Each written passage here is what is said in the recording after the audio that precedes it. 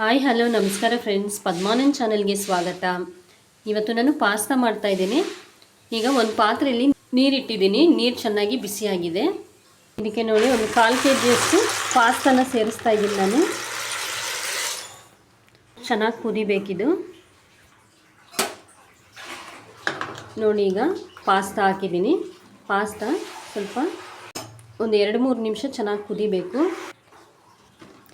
ಇದಕ್ಕೆ ಸ್ವಲ್ಪ ಎಣ್ಣೆ ಹಾಕ್ಕೊಳ್ತಾ ಇದ್ದೀನಿ.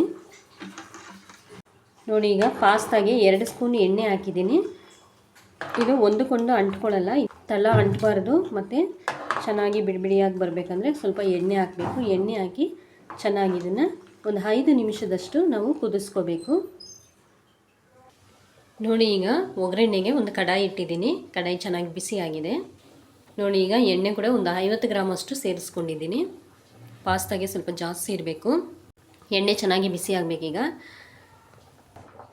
ನೋಡಿ, ಈಗ ಎಣ್ಣೆ ಚೆನ್ನಾಗಿ ಬಿಸಿಯಾಗಿದೆ. ಇಲ್ಲಿ 3 ಈರುಳ್ಳಿ ಕಟ್ ಮಾಡಿ ಇಟ್ಕೊಂಡಿದ್ದೀನಿ. ಈರುಳ್ಳಿ ಸೇರಿಸ್ತಾ ಇದ್ದೀನಿ. ಈಗ ಹಸಿಮೆಣ್ಸಿನ್ಕಾಯಿ ಕೂಡ 4 ಹಸಿಮೆಣ್ಸಿನ್ಕಾಯಿ ಚಿಕ್ಕ ಚಿಕ್ಕದಾಗಿ ಕಟ್ ಮಾಡಿ ಇಟ್ಕೊಂಡಿದ್ದೀನಿ. ಅದನ್ನು ಕೂಡ ಸೇರಿಸ್ತಾ ಇದ್ದೀನಿ. ಈಗ ಸ್ವಲ್ಪ ಚೆನ್ನಾಗಿ ಫ್ರೈ ಮಾಡ್ಕೋಬೇಕು.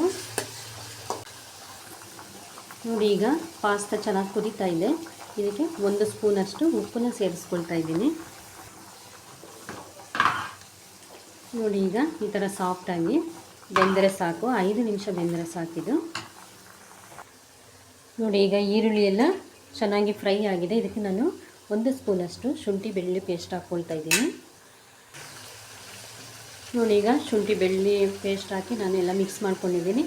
ಸ್ವಲ್ಪ ಅರಿಶಿನ ಕೂಡ ಸೇರಿಸ್ತಾ ಇದ್ದೀನಿ. ಸೇರಿಸ್ಕೊಂಡು ಚೆನ್ನಾಗಿ ಮಿಕ್ಸ್ ಮಾಡ್ಕೋಬೇಕು. ಇದ್ರ ಜೊತೆಗೆ 2 ಟೊಮೊಟೊ ಕೂಡ ಸೇರಿಸ್ತಾ ಇದ್ದೀನಿ.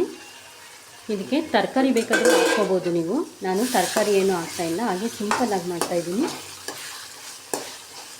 ಇದಕ್ಕೆ ಸ್ವಲ್ಪ ಉಪ್ಪು ಕೂಡ ಸೇರಿಸ್ತಾ ಇದ್ದೀನಿ. ಫಸ್ಟೇ ನಾವು ಪಾಸ್ತಾ ಜೊತೆಯಲ್ಲಿ ಉಪ್ಪು ಹಾಕಿದ್ವಿ. ಇವಾಗ ಇದಕ್ಕೆ ಒಂದು ಸ್ವಲ್ಪ ಹಾಕ್ಕೊಳ್ಳೋಣ. ನೋಡಿ, ಈಗ 1 ಸ್ಪೂನಷ್ಟು ನಾನು ಅಚ್ಚ ಖಾರದ ಪುಡಿ ಹಾಕ್ಕೊಂಡಿದ್ದೀನಿ. ನೋಡಿ, ಈಗ ಪಾಸ್ತಾ ಮಸಾಲ ಅಥವಾ ನೂಡಲ್ಸ್ ಮಸಾಲ ಕೂಡ ನಾವು ಸೇರಿಸ್ಕೋಬೋದು. 1 ಪ್ಯಾಕೆಟ್ ಸೇರಿಸ್ತಾ ಇದ್ದೀನಿ. ನೋಡಿ, ಈಗ ಪಾಸ್ತಾನ ಇದರಲ್ಲಿ ಸೋಸಿ ಇಟ್ಕೊಂಡಿದ್ದೀನಿ. ಪಾಸ್ತಾ ಕೂಡ ಸೇರಿಸ್ತಾ ಇದ್ದೀನಿ ಇದಕ್ಕೆ.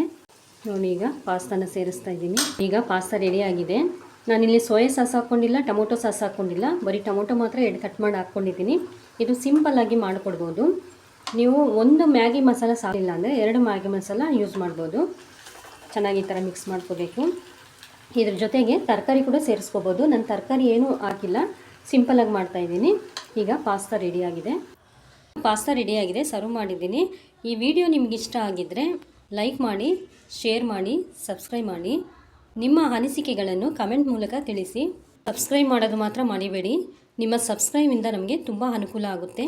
ಮತ್ತು ಮುಂದಿನ ವಿಡಿಯೋ ಮಾಡಬೇಕಂದ್ರೆ ದಯವಿಟ್ಟು ಸಬ್ಸ್ಕ್ರೈಬ್ ಮಾಡಿ. Thank you friends.